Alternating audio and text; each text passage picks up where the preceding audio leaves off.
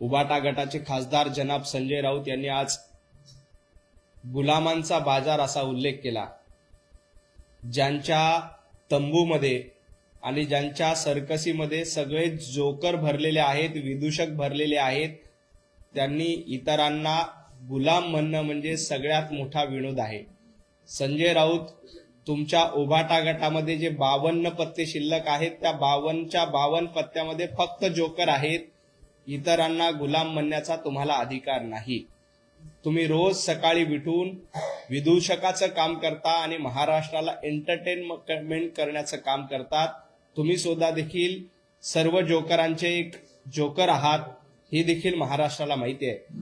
खरं तर ज्या पद्धतीने सत्तेचा बाजार तुम्ही मांडला, लोकांना गुलाम बनवण्यासाठीचा प्रयत्न 2.5 वर्षामध्ये केला, हे देखील महाराष्ट्राने बघितलंय। त्यामुळे खऱ्या अर्थानं महाराष्ट्राचे जोकर कोण असतील तर जोकर नंबर 1 उभाटा गट आहे आणि जोकर नंबर 2 हे संजय राऊत आहे। नाही, रिंग मास्टर त्यांच्याकडे शिल्लकच नाहीत। जिकडे विदूषक असतात तिथं रिंग मास्टर नसतात। त्यांचे रिंग मास्टर आणि त्यांची सर्कस ही पूर्णपणे महाराष्ट्राने आणि मुंबईने फ्लॉप केली। आपण बघा, हे सर्कसीमध्ये मैदानात उतरले होते। 29 महापालिकेपैकी जवळपास 25 महापालिकेमध्ये यांना मोठा भोपळा मिळालाय।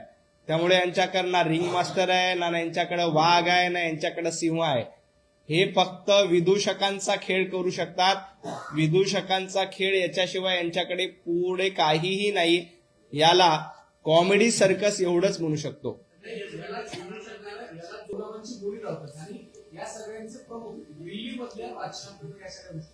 एकनाथजी शिंदे मांडलिक नाहीत तर सरदार आहेत, शिलेदार आहेत।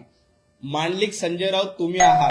तुम्ही राहुल गांधींचं मांडलिकत्व पत्कारलंय, तुम्ही राहुल गांधींची गुलामी पत्कारली, तुम्ही सोनिया गांधींचं दास्यत्व पत्कारलंय, हे महाराष्ट्राने बघितलंय।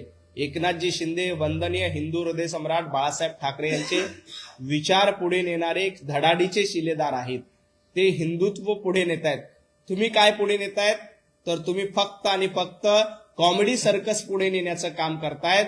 त्यामुळं तुम्हाला कशा पद्धतीनं सोनिया गांधींची गुलामी करायचं हे जास्त माहिती आहे। एकनाथजी शिंदे वंदनीय हिंदू हृदय सम्राट बाळासाहेब ठाकरे यांचे विचार पुढे नेतायत। उद्धवजी ठाकरे काय करतायत? उद्धवजी ठाकरे सोनिया गांधी यांची गुलामी करण्यात धन्यता म्हणतायत। संजय राऊत राहुल गांधींची गुलामी करण्यामध्ये धन्यता म्हणतायत।